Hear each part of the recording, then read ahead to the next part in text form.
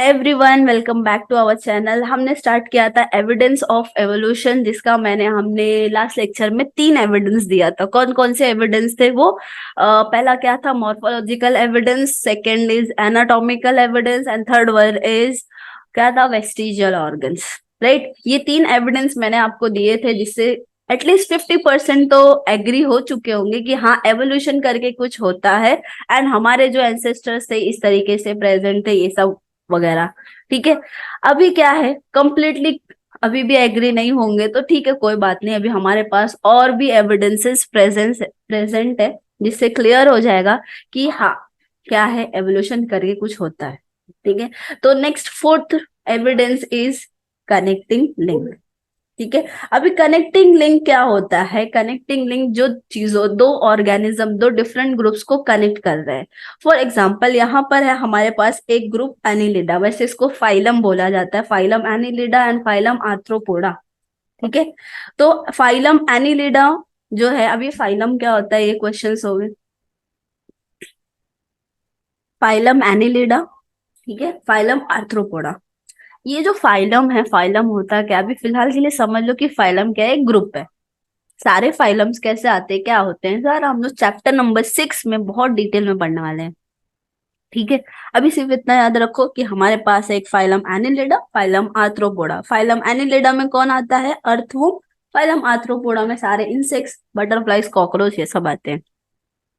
तो ऐसा बोला गया है कि एनिलिडा से अर्थ आर्थ्रोपोडा जो है डेवलप हुए हैं, मतलब एनिलिडा से नेक्स्ट फाइलम जो है आर्थ्रोपोडा एनिलिडा से आए हुए हैं।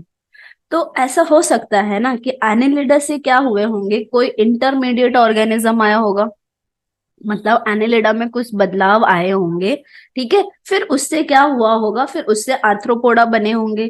तो ये जो इंटरमीडिएट ऑर्गेनिज्म है, जो एनिलिडा एंड आर्थ्रोपोडा को कनेक्ट कर रहे हैं, इसको बोलते हैं कनेक्टिंग लिंक। ठीक है। जिसके अंदर एनिलिडा के भी कैरेक्टर होंगे एंड आर्थ्रोपोडा के भी कैरेक्टर होंगे। समझ में आ रहा है? ठीक है। कनेक्टिंग लिंक एक बेसिक समझा। कनेक्टिंग लिंक क्या होता है? इंटरमीडिएट ऑर्गेनिज्म है दो फाइलम्स के, ठीक है, जो दोनों का कैरेक्टर को शो करते हैं, आर्थ्रोपोडा के भी और एनिलिड्स के भी। तो अभी देखते हैं कि कौन सा इंटरमीडिएट है यहाँ पे, कौन सा कनेक्टिंग लिंक है यहाँ पर। पेरिपेटस।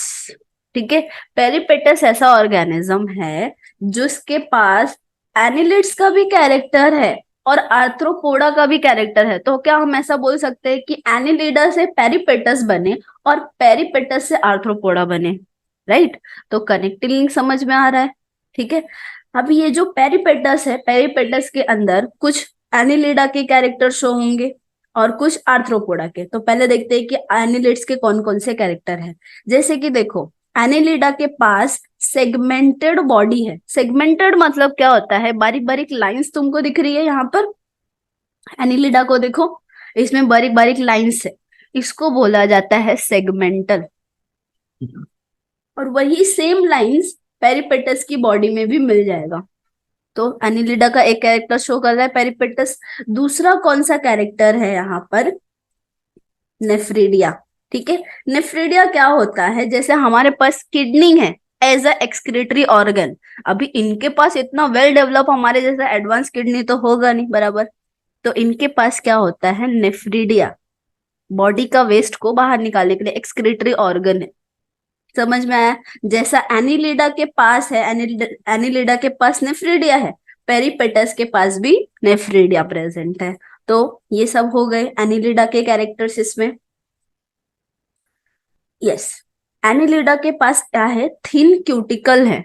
अभी क्यूटिकल क्या होता है? बोल सकते हो कि बॉडी के ऊपर एक पतली सी बारीक सी स्किन होती है, जो शाइन कर रही है, वैसी कुछ स्किन होती है, इसको बोला जाता है क्यूटिकल। तो एनिलिडा के पास भी है और पेरिपेटस के पास भी है। समझ में आ रहा है? ठीक है। एंड नेक्स्ट, जो एनिलिडा है, एनिलिडा के पास पैर देखा है? अर्थवर्म के पास पैर देखा है? नहीं देखा होगा, लेकिन उसको अगर अच्छे से देखोगे ना, तो उसके पास बहुत छोटे छोटे, बहुत ही ज्यादा स्मॉल स्मॉल क्या होते हैं? पैरापोडिया लाइक स्ट्रक्चर प्रेजेंट होते हैं। ऐसा छोटे छोटे पैर जैसे स्ट्रक्चर होते हैं। तो अर्थवर्म के पास पैरापोडिया है और पेरिपेटस के पास तो अच्छे से दिख ही रहा है कि पैरापोडिया प्रेजेंट है, तो एनिलिडा के इतना सारा कैरेक्टर पेरिपेटस में प्रेजेंट है, राइट। ठीक है, तो अभी देखते हैं कि पेरिपेटस के पास क्या क्या कैरेक्टर है एनिलिडा का। पेरिपेटस के पास है segmented body, nephridia as an excretory organ, ठीक है, थिन क्यूटिकल प्रेजेंट है, और पैरापोडिया प्रेजेंट है, जो कि एनिलिडा का कैरेक्टर है लेकिन पेरिपेटस में भी दिखता है। तो एनिलिडा का कैरेक्टर इसमें दिख रहा है। अभी देखते हैं हम लोग आर्थ्रोपोडा का कैरेक्टर क्या क्या है। देखो, आर्थ्रोपोडा के एग्जाम्पल हमने क्या लिया था, कॉकरोच। कॉकरोच की बॉडी में हमारे पास क्या होता है, लंग्स होता है फॉर रेस्पिरेशन, राइट। और गैसियस एक्सचेंज के लिए लंग्स है, बट इनके पास लंग्स होगा क्या, नहीं। इनके पास क्या होता है, ऐसे लॉन्ग क्या रहता है इनकी बॉडी में, जैसे कि देखो यहाँ पर ऐसे लॉन्ग ट्यूब जैसा स्ट्रक्चर होता है जिसको बोला गया है ट्रैकिया। और ये जो ट्रैकिया वाला टॉपिक है, ट्रैकिया वाला जो बोल सकते हैं ऑर्गन है, वो आर्थ्रोपोडा में मिलता है।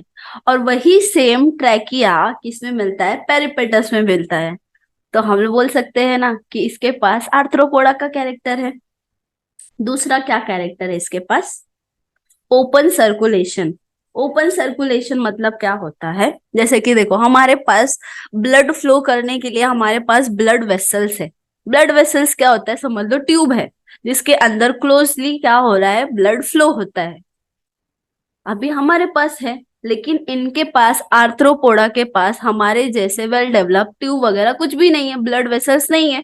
तो ब्लड क्या यहाँ से फ्लो होगा, ब्लड ऐसे ही बॉडी में ओपनली फ्लो होगा, राइट। इसको बोला जाता है ओपन सर्कुलेशन, ठीक है। ओपन सर्कुलेशन मीन्स क्या होगा, ब्लड बॉडी में ओपनली फ्लो हो रहा है, क्लियर। तो ओपन सर्कुलेशन आर्थ्रोपोडा में मिल रहा है एंड ओपन सर्कुलेशन पेरिपेटस में भी मिल रहा है। तो सेकंड कैरेक्टर मैच हो रहा है आर्थ्रोपोडा के साथ में, ठीक है। तो पेरिपेटस के पास कौन कौन से कैरेक्टर है आर्थ्रोपोडा के, पेरिपेटस के पास है ट्रैकिया एंड ओपन सर्कुलेशन, जो किसका कैरेक्टर है, आर्थ्रोपोडा का, बस बट पेरिपेटस में भी मिल रहा है। तो हम लोग बोल सकते हैं कि पेरिपेटस क्या है, कनेक्टिंग लिंक है किसका, एनिलिडा एंड आर्थ्रोपोडा का। समझ में आया कनेक्टिंग लिंक क्या होता है करके। अभी दूसरा कोई एग्जांपल देख ले। ऐसा देखो, रेप्टाइल से मैमल्स इवॉल्व हुए हैं। रेप्टाइल्स मतलब क्या है, जो रेंग रेंग के चलते हैं और जो एग लेइंग एनिमल्स होते हैं। एग लेइंग मतलब अंडे देने वाले एनिमल्स होते हैं। और यहाँ पर है मैमल्स, ठीक है। मैमल्स की क्या कैरेक्टरिस्टिक्स होते हैं, मैमल्स मतलब क्या है, उनके पास मैमरी ग्लैंड प्रेजेंट है। मैमरी मतलब क्या होता है, मेमोरी नहीं, दिमाग वाला मेमोरी नहीं, ठीक है। मैमरी, मैमरी मतलब क्या है, मिल्क प्रोड्यूसिंग ग्लैंड, ठीक है, जो मैमल्स का कैरेक्टर है, बराबर। ठीक है, तो ऐसा बोला गया है कि रेप्टाइल से क्या आए हुए हैं, मैमल्स आए हुए हैं। तो बीच में कोई तो इंटरमीडिएट होगा ना, रेप्टाइल से ये आया होगा और इससे फिर मैमल आए होंगे। समझ में आ रहा है। तो रेप्टाइल्स एंड मैमल्स का कनेक्टिंग लिंक कौन है यहाँ पर, डक बिल प्लेटिपस, ठीक है। अभी डक बिल प्लेटिपस क्या है, तुमने कभी वो शो देखा है फिनियस एंड फर्ब, जिसमें प्लेटिपस पैरी होता है ना, बस वही है प्लेटिपस, ठीक है। तो ये जो है प्लेटिपस, प्लेटिपस के पास क्या है, दोनों ही कैरेक्टर्स डेवलप है। कौन से, रेप्टाइल वाले भी कैरेक्टर्स है और मैमल वाले भी कैरेक्टर्स है। रेप्टाइल वाले कौन से कैरेक्टर्स होंगे, रेप्टाइल के जैसे वो प्लेटिपस एग ले कर सकता है। एग ले किया, जैसे कि देखो यहाँ पे दिखेगा, दिखा, एग ले कर रहे हैं। और वही एग से क्या होगा, एग से जब भी वो बच्चे निकले, तो वो बच्चों को ये लोग क्या करते हैं, मिल्क फीड करवाते हैं। समझ में आ रहा है, देखो। और मिल्क फीडिंग किसका कैरेक्टर है, मैमल्स का कैरेक्टर है। समझ में आ रहा है, ठीक है। तो ये हो गया हमारा प्लेटिपस पेरी, ठीक है। डक बिल प्लेटिपस बोलते हैं, पेरी मत लिख कर आना, ठीक है। डक बिल प्लेटिपस किसका कनेक्टिंग लिंक है, रेप्टाइल्स एंड मैमल्स का कनेक्टिंग लिंक है। समझ में आ रहा है, चल। और भी कुछ कनेक्टिंग लिंक है, चलो देख लेते हैं। लंग फिश, लंग फिश से क्या समझ में आ रहा है, लंग, ये जो फिश है, ये एक फिश है। और फिश से बोला जाता है कि फिश से कौन इवॉल्व हुआ है, एम्फीबिया। एम्फीबिया मतलब क्या है, हाँ चलो एग्जांपल ले लो, फ्रॉक्स। फ्रॉक्स क्या है, एम्फीबिया है, जो कि पानी में भी रह सकते हैं, लैंड पे भी रह सकते हैं, जमीन पे भी रह सकते हैं, ठीक है। तो ये जो फिश है, फिश के इसके ये इसको लंग फिश क्यों बोलते हैं, क्योंकि इसके पास आधे कैरेक्टर किसके हैं, फिश के हैं। ठीक है, और आधे कैरेक्टर एम्फीबिया के हैं। एम्फीबिया मतलब क्या है कि ये जो है पानी के बाहर भी रह सकता है, पानी के अंदर रहने के लिए तो उसके पास गिल्स है, किसके जैसे, फिश के जैसे, राइट। और पानी के बाहर रहने के लिए उसके पास क्या है, लंग्स है, किसके जैसे, एम्फीबियंस के जैसे। तो क्या हम बोल सकते हैं कि ये जो लंग फिश है वो कनेक्टिंग लिंक है किसका, फिश एंड एम्फीबियन का। समझ में आ रहा है, क्योंकि इसके पास क्या है, फिश के कैरेक्टर है, गिल्स है, सारा कुछ फिश के जैसा पानी में रह सकता है। लेकिन पानी के बाहर रहने के लिए इसको पास क्या है, इसके पास है लंग्स, जो कि किसका कैरेक्टर है, एम्फीबियंस का। तो पानी, फिश एंड एम्फीबियंस के बीच का कनेक्टिंग लिंक कौन है, लंग फिश। इतना तक समझ में आ रहा है, तो ये हो गया हमारा कनेक्टिंग लिंक। चलो देखो, एविडेंस इज एम्ब्रियोलॉजिकल एविडेंस। ठीक है, एम्ब्रियोलॉजिकल मतलब क्या है, यहाँ पर देखो, यहाँ पर वैरायटी ऑफ डिफरेंट ऑर्गेनिजम्स दिख रहे हैं। ये ह्यूमन है, रैबिट है, पिग है, चिकन, टॉर्टोइज, सैलामेंडर फिश, सारे ऑर्गेनिज्म एक दूसरे से बिल्कुल डिफरेंट है, राइट। लेकिन इनका जब देखो तो इनिशियल स्टेज देखो, एक मिनट, देखो इनिशियल स्टेज देखो, ये इनिशियल डेवलपमेंट मतलब एम्ब्रियो जब ये लोग बन रहे थे तो कुछ सिमिलैरिटीज दिख रही है, सारे जो ऑर्गेनिज्म है बिल्कुल सेम दिख रहे हैं। इनिशियल डेवलपमेंट के टाइम पे जब भी वो एम्ब्रियो बन रहे थे, जब भी वो बहुत छोटे थे, और फिर धीरे धीरे उनमें क्या हुआ, डेवलपमेंट हुआ, और वो क्या हुए, अलग अलग स्पीशीज फॉर्म हुए। तो इससे हम लोग ये कंक्लूड कर सकते हैं क्या, कि ये जो सारे ऑर्गेनिजम्स हैं, ये सब ऑर्गेनिज्म के एंसेस्टर सेम रहे होंगे, राइट। तभी तो इतना, बाद में भले ही इन लोग सब डिफरेंट है, सब डिफरेंट है, लेकिन इनिशियल टाइम पे स्टार्टिंग में जब एम्ब्रियो बनते तो सब के सब सेम दिख रहे हैं। तो इससे कंक्लूड कर सकते हैं कि नहीं, कि सारे ऑर्गेनिजम्स सब क्या है, सबके कॉमन एंसेस्टर रहे होंगे। बाद में धीरे धीरे एवोल्यूशन होता गया, variety of different of species बनते गए, राइट। तो ये एविडेंस क्लियर हुआ, बहुत ही ज्यादा सिंपल था। समझ, आई होप समझ में आया होगा। अभी कितना एविडेंस हमने कंप्लीट कर लिया, 5 एविडेंस। लास्ट एविडेंस बाकी है, कौन सा, पैलेंटोलॉजिकल एविडेंस। ठीक है, जिससे पूरा 100% क्लियर हो जाओगे कि एवोल्यूशन हुआ है एंड ये इस तरीके से हुआ है।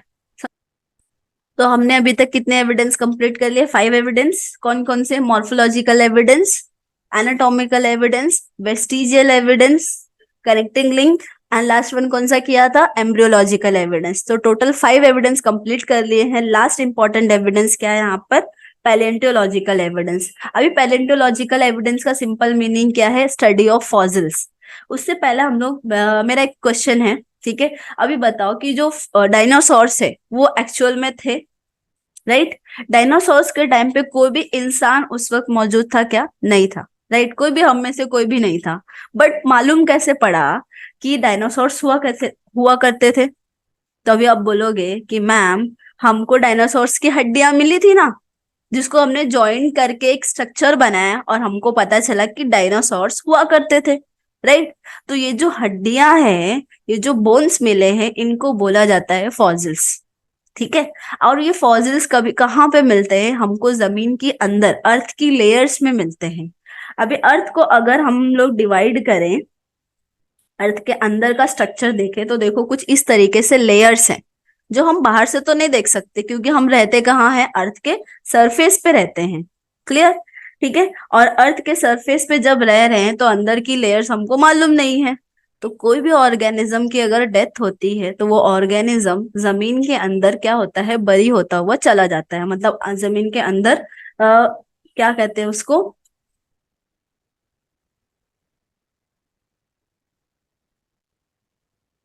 जमीन के अंदर क्या होता है वो, उसी के अंदर बरी होता हुआ चला जाता है। नेक्स्ट,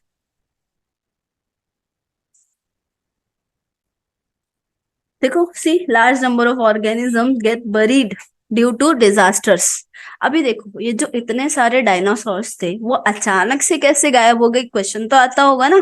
तो उसके पीछे बोला जाता है दो मेन रीजंस है। पहला क्या है, वॉल्केनिक इरप्शन। वॉल्केनिक इरप्शन क्या होता है, ज्वालामुखी जो फटती है ना, उसकी वजह से, वो उसको मेन रीजन बताया जाता है कि डायनासोर्स इतनी ज्यादा गर्मी की वजह से जब वॉल्केनो फटा तो क्या हुआ, डायनासोर्स की आधी पॉपुलेशन तो उसकी वजह से खत्म हो चुकी थी। दूसरा मेन रीजन बताया जाता है कि अर्थ के बाहर से कोई एस्टेरॉइड गिरा, मतलब पत्थर समझ लो, वो उसकी स्पीड इतनी ज्यादा थी कि अर्थ के अंदर बहुत ज्यादा जो पॉपुलेशन थी उसकी डेथ हो गई। तो ये जो है डायनासोर्स, उसका क्या कहते हैं, एक्सटेंशन होने का ये मेन रीजन था। और भी कुछ डिजास्टर्स हो सकते थे जिसकी वजह से क्या है, कोई भी ऑर्गेनिज्म की डेथ हो सकती है इतनी ज्यादा पॉपुलेशन की। वो है फ्लड, बाढ़ आ गई, या फिर अर्थक्वेक आ गया, ठीक है, वॉल्केनो जैसे हमने डिस्कस किया। तो ये सारे जो रीजंस हैं जिसकी वजह से क्या होता है, बहुत ही लार्ज अमाउंट में बहुत सारी पॉपुलेशन की क्या हो जाती है, डेथ हो जाती है। और डेथ होने के बाद जो ऑर्गेनिज्म है डिकम्पोज होने में चले जाते हैं, ठीक है, और उनकी जो बॉडी है सड़ने लगती है, बेसिकली डिकम्पोज उसी को बोलते हैं, ठीक है। और उसकी बॉडी सड़ने के बाद जो उसके बोन्स होते हैं वो इतने जल्दी तो डीके होते नहीं है, धीरे धीरे उसके बोन्स जो है जमीन के अंदर जाने लगते हैं। और फिर क्या होगा, जब हम लोग जमीन को खोदते हैं तो उसके अंदर हमको क्या मिलते हैं, उसके इम्प्रिंट्स मिलते हैं, या तो फिर हम बोल सकते हैं कि उसके फॉसिल्स मिलते हैं। देखो, इसको बोला गया है फॉसिल्स। क्लियर है। अभी देखो, ये तो फॉसिल का मतलब समझ गया है, बट देखो साइंटिस्ट ने इतना तक बता दिया है कि डायनासोर्स कितने टाइम पहले थे, कितने इयर्स पुराने हैं, कितने उसकी एज थी, सारा वो हड्डी को देखकर बता सकते हैं। तो पता कैसे चलता है, अगर तुमसे कोई पूछा जाए कि तुमको अगर कोई बोन मिला, ठीक है, तुम उसका कैसे पता करोगे कि उसकी एज कितनी है, तो कौन सा मेथड यूज किया जाता है, कार्बन डेटिंग मेथड। ओके, एक मिनट, पेन ले लें। कौन सा मेथड यूज करते हैं हम लोग, कार्बन डेटिंग मेथड। ठीक है, अभी कार्बन डेटिंग मेथड होता कैसे है, हमारे पास नेचर में कार्बन है, ठीक है। कार्बन का एटॉमिक नंबर कितना है, hydrogen, helium, lithium, beryllium, boron, carbon 6 number पे आ रहा है, मतलब उसका एटॉमिक नंबर क्या है, 6। एटॉमिक मास कितना है कार्बन का, 12। ठीक है, तो क्या हम लोग इसको C12 बोलेंगे, राइट। C12 नेचर में क्या है, नेचुरली प्रेजेंट है। लेकिन यहाँ पर हमारे पास एक और कार्बन है जिसका एटॉमिक मास कितना है, 14, तो इसको हम बोलेंगे C14। अभी नेचुरली तो C12 मिल रहा था, C14 कैसे आया। C14 कैसे बनता है, C14 रेडिएशन की वजह से बनता है, ठीक है। इसके लिए इसको बोला गया है रेडियो एक्टिव। इतना तक समझा। बहुत सारी चेंजेस वगैरह आते हैं, वो सब तुम्हारा कंसर्न नहीं है, सिर्फ अपने इतना याद रखो कि C14 जो है रेडियो एक्टिव है, रेडिएशन की वजह से बना है, ठीक है। और उसका एटॉमिक मास कितना है, 14, जो नेचुरली बना हुआ है, ठीक है, थोड़ा बहुत रेडिएशन की वजह से। नेक्स्ट, और C14 जो है, C12 जो है नेचुरली प्रेजेंट है, और वो क्या है, नॉन रेडियो एक्टिव है। हमारे पास क्या है, C12 है जो कि नॉन रेडियो एक्टिव है, ठीक है, जिसमें रेडिएशन वगैरह का कुछ लोचा नहीं है। और C14 जो है वो क्या है, रेडियो एक्टिव है। क्यों, क्योंकि वो रेडिएशन से फॉर्म हुआ है, इसलिए। इतना तक समझ में आया है दोनों कार्बन्स का क्या है। नेक्स्ट, जो नेचर है, नेचर में अभी हमारे पास क्या है, C12 भी प्रेजेंट है एंड C14 भी प्रेजेंट है, राइट। और C12 C14 जो है वो प्लांट्स लेंगे इस तरीके से, देखो, और प्लांट्स को खाता कौन है, एनिमल्स खाते हैं। अब C12 C14 जो है एनिमल्स की बॉडी में आएगा, और तब तक आता रहेगा जब तक वो एनिमल उसको, प्लांट्स को कंज्यूम करता रहेगा, राइट। बट आफ्टर डेथ, जब वो एनिमल की डेथ हो गई, तो C14 एंड C12 का कंजप्शन क्या हो जाएगा, रुक जाएगा, ठीक है। और वो एनिमल की डेथ होने के बाद C12 एंड C14 का क्या होगा फिर, यहाँ पर क्या होता है, देखो, C14 जो होता है रेडियो एक्टिव था, तो रेडियो एक्टिव होने की वजह से वो क्या होता है, डीके होने लगता है, मतलब उसकी बॉडी से समझ लो, अगर मतलब स्लैंग सिंपल लैंग्वेज में बोले तो C14 उसकी बॉडी से निकल रहा है, उसको बोलते हैं डीके हो रहा है। लेकिन C12 जो था वो एज इट इज उसकी बॉडी में रहेगा, क्योंकि क्या है, C12 नेचुरली प्रेजेंट था तो उसका कुछ टेंशन नहीं है, C12 उसकी बॉडी में प्रेजेंट है, लेकिन C14 क्या है, कम होता जा रहा है उसकी बॉडी में। इतना तक समझ में आ रहा है। C12 नेचुरली प्रेजेंट था, नॉन रेडियो एक्टिव था, तो उसकी बॉडी में remain as it is remaining present रहेगा। लेकिन C14 क्या है, रेडियो एक्टिव है, और वो क्या रहेगा, वो धीरे धीरे उसकी बॉडी से डीके होता रहेगा। तो अगर इसका हम लोग सिंपल सा एग्जांपल ले, फॉर एग्जांपल, ठीक है, हमारे पास कितना है, C14 10 है, ठीक है, C12 कितना था, वो भी 10 था उसकी बॉडी में। एज अ एग्जाम्पल ले रहे हैं, 10-10 नहीं होता है। एग्जाम में मत लिख कर आ जाना कि 10-10 C12 C14 होता है, सिर्फ एग्जाम्पल समझने के लिए, ठीक है। तो अब क्या हो गया, उसकी बॉडी में C12 डेथ होने के बाद एज इट इज रहेगा, लेकिन C14 हमने कहा कि C14 कम होने लगता है। तो समझ लो C14 में से जो 10 C14 थे उसमें से 5 C14 क्या हो गए, डीके हो गए, उसकी बॉडी से खत्म हो चुके हैं। तो बचे कितने, C14 5 बचे हुए हैं। अभी ये जो है 5 C14 गायब होने के लिए, उसकी बॉडी से डीके होने के लिए कितने ईयर्स लगते हैं, फॉर एग्जाम्पल 50,000 ईयर्स लगते हैं। समझ में आ रहा है, ठीक है। C14 गायब होने के लिए, कुछ डीके होने के लिए कितने साल लग रहे हैं, समझ लो 50,000 50,000 साल लग रहे हैं। अब हमको क्या मिला, कोई हड्डी मिली, ठीक है। हमने वो हड्डी के अंदर क्या देखा, C12 C14 को काउंट किया, ठीक है। C12 हमको एज इट इज मिल रहा है 10 का 10, लेकिन C14 हमको कितना मिला, 5 मिला। तो क्या हम लोग कंक्लूड कर सकते हैं कि ये हड्डी कितने साल पुराना है, 50,000 साल पुराना है। आर यू गेटिंग, समझ में आ रहा है कि नहीं। हमको C14 काउंट करना है, C14 जितना कम रहेगा उसकी बॉडी में, उतना साल पुराना वो हड्डी रहेगा। समझ में आया, ठीक है। तो हमको C14 कितना मिला, एज इट इज C12 10 का 10 मिला, C14 हमको 5 मिला, 5 गायब हो चुका है, मतलब वो 50,000 साल पुराना है। अगर और कम रहा मतलब वो 100,000 साल पुराना, मतलब लाखों साल पुराने, ऐसा बोल सकते हैं हम।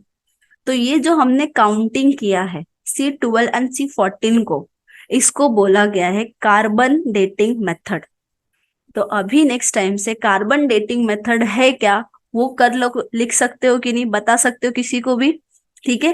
कार्बन डेटिंग मेथड क्या है, हम लोग काउंट कर रहे हैं कार्बन को वो बोन्स के अंदर, कि C12 कितना है, C14 कितना है। C14 जितना ज्यादा डीके हुआ रहेगा, जितना ज्यादा गायब हुआ रहेगा, उतना ही ज्यादा पुराना वो हड्डी है, ठीक है। तो कार्बन डेटिंग मेथड और पैलियोंटोलॉजिकल एविडेंस समझ में आया, ठीक है। तो हमने कंप्लीट कर लिए हैं पूरे 6 एविडेंस। अभी आई होप कि 6 एविडेंस से आप लोग 100% क्लियर हो चुके हो कि एवोल्यूशन करके कुछ हुआ है, राइट। तो अगर एग्री करते हो तो कमेंट सेक्शन में बताओ जल्दी जल्दी, और लाइक करना, शेयर करना, सब्सक्राइब तो कर ही देना है, ठीक है। और हमारे साथ जुड़े रहना है ऐसे ही इंटरेस्टिंग फैक्ट्स और इंटरेस्टिंग साइंस जानने के लिए, ठीक है। तो नेक्स्ट लेक्चर में मिलते हैं, तब तक के लिए goodbye and take care.